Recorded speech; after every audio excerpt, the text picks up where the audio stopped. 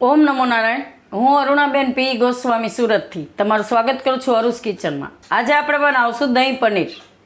દહીં પનીર બનાવવા માટે આપણે આ પનીર લીધું છે 500 ગ્રામ. એનો આપણે આ રીતે ટુકડા કરી લીધા છે. અને પનીર ઘરે કેવી રીતે બનાવવું એની રેસીપી તમને આપણી ચેનલમાં મળી જશે. ઘરનું પનીર એમ. તો આપણે 500 ગ્રામ પનીર છે અને 1.5 કપ આપણે દહીં લીધું છે. આ ઘરનું જ દહીં છે. આપણે થોડાક આપણે લીલા ધાણા લીધા છે અને આ આપણે આદુ મરચાં અને લસણ વાટી લીધું છે. એક ગાંઠિયો લસણ, 4-5 મરચાં અને થોડુંક આદું એમ તમે તમારા ટેસ્ટ પ્રમાણે નાખી શકો છો એમ. અને 3 ચમચી આપણે આ કાશ્મીરી લાલ મરચું લીધું છે. આ તીખું ઓછું હોય છે એમ. એક મોટી ડુંગળી આપણે આ રીતે સુધારી લીધી છે. 2 ચમચી આપણે ચણાનો લોટ લીધો છે, બેસન. થોડીક આપણે હળદર લીધી છે. મીઠું જોશે આપણે સ્વાદ પ્રમાણે. થોડીક આપણે કસૂરી મેથી લીધી છે. અડધી ચમચી આપણે આખું જીરું લીધું છે વઘાર માટે અને 1 ચમચી આપણે ધાણા જીરું લીધું છે. 2 આપણે લાલ મરચાં લીધા છે અને 2 થી 3 તેજપત્તા લીધા છે વઘાર માટે. અને તેલ જોશે આપણે. તો પહેલાં આપણે આ પનીરમાં મસાલો મિક્સ કરશું.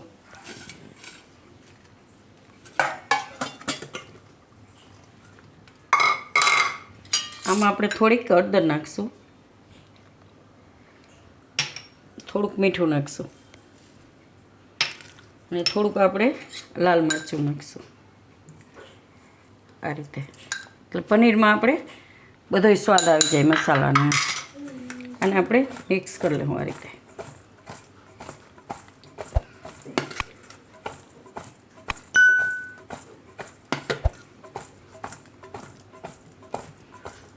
હવે આને આપણે થોડુંક તેલ મૂકીને ફ્રાય કરી લઈશું પનીરને.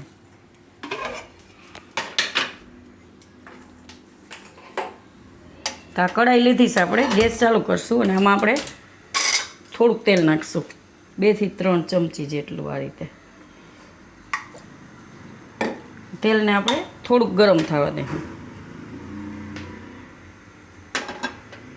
તેલ આપણું ગરમ થઈ ગયું છે તો આ પનીર આપણે એમાં નાખી દેવું આ રીતે થોડું થોડું બધું.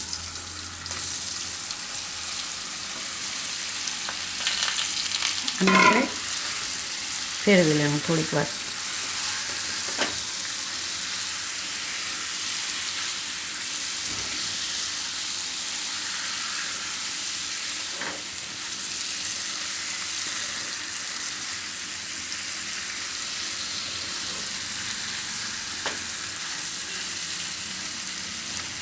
ભાંગે નહીં એ રીતે આપણે ધીરે ધીરે ફેરવીને થોડું ઘણું શેકી લેવું. અને આમાં આ રીતે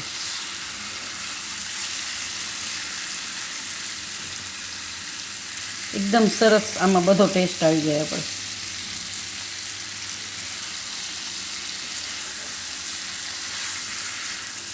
એકાદ મિનિટ માટે ફેરવી લેવું. હવે આપણે આ પનીરને કાઢી લેવું.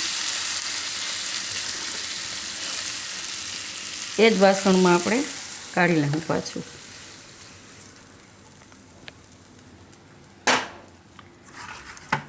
આને હવે સાઈડમાં રાખી દેવું ને આપણે બીજો વઘાર કરી લેવું. એ જ કઢાઈમાં આપણે વઘાર કરશું. તો આમાં આપણે તેલ નાખીશું આ રીતે.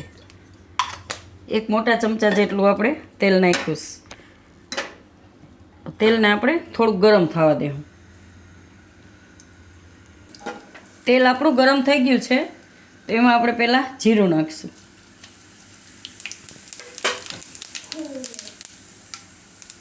એ લાલ મરચાં આપણે આ રીતે 2 ટુકડા કરીને નાખીશું.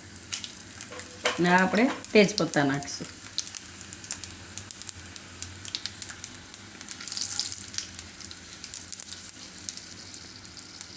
હવે આપણે એમાં આદુ મરચાં અને લસણ એ નાખી દેવું.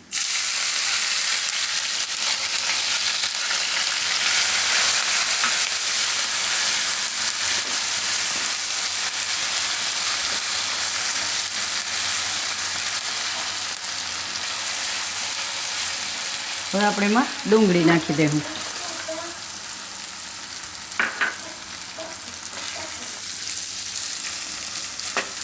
ડુંગળી આપણે થોડીક વાર આમાં ચડવા દેવું.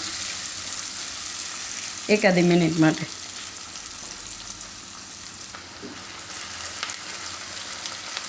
હવે આપણે આમાં હળદર નાખી દેવું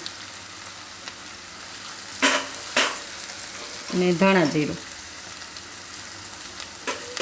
મીઠું,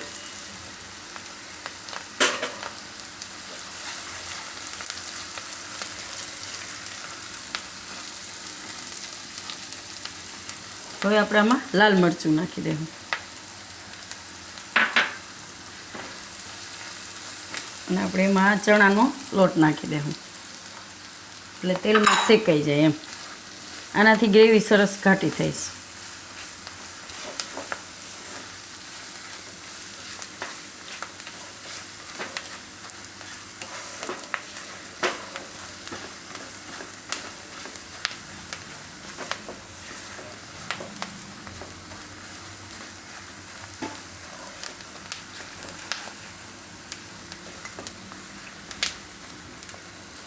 હવે આપણે આમાં કસૂરી મેથી નાખી દઈએ.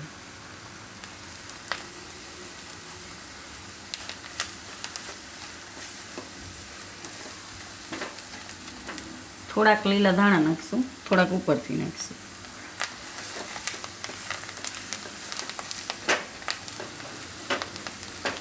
હવે આમાં આપણે દહીં નાખી દઈએ.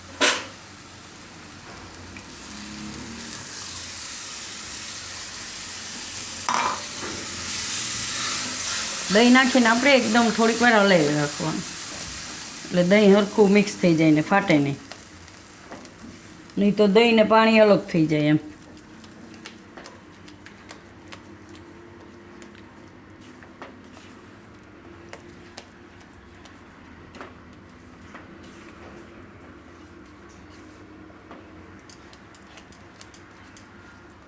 મીઠું આપણે ટેસ્ટ કરી લેવાનું.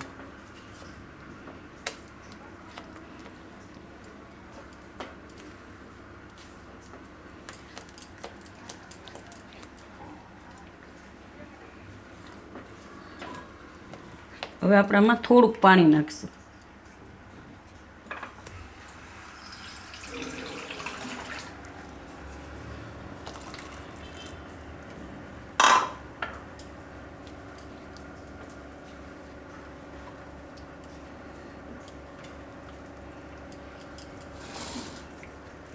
હવે આમાં આપણે પનીર નાખી દઈએ.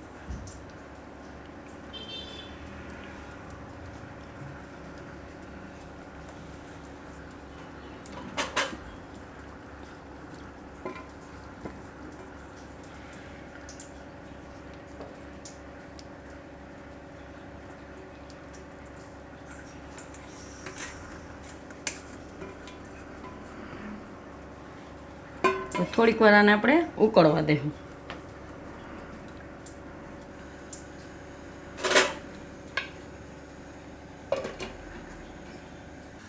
હવે આપણે જોઈ લેવું.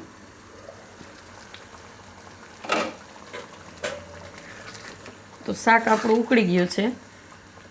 જો તમારે ખાંડ નાખવી હોય તો થોડીક ખાંડ ખટાશને બેલેન્સ કરવા સારું થોડીક એકાદી ચમચી ખાંડ નાખી શકો એમ. ગેસ આપણે બંધ કરી દેવું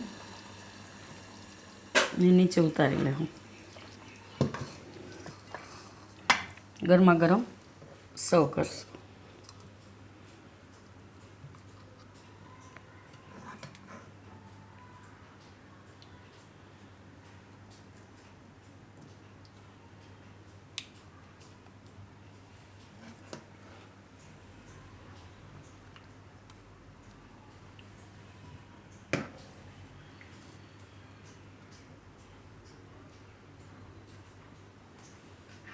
ઉપરથી આપણે થોડાક લીલા ધાણા નાખીશું.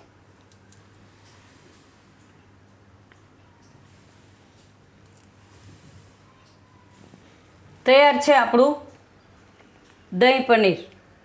જો તમને મારી આ રેસીપી પસંદ આવી હોય તેને લાઈક કરજો, શેર કરજો અને મારી ચેનલને સબસ્ક્રાઈબ કરજો અને બેલ આઇકન દબાવવાનું ના ભૂલતા. કમેન્ટ કરીને કહેજો કે તમને કેવું લાગ્યું આ દહીં પનીરનું શાક.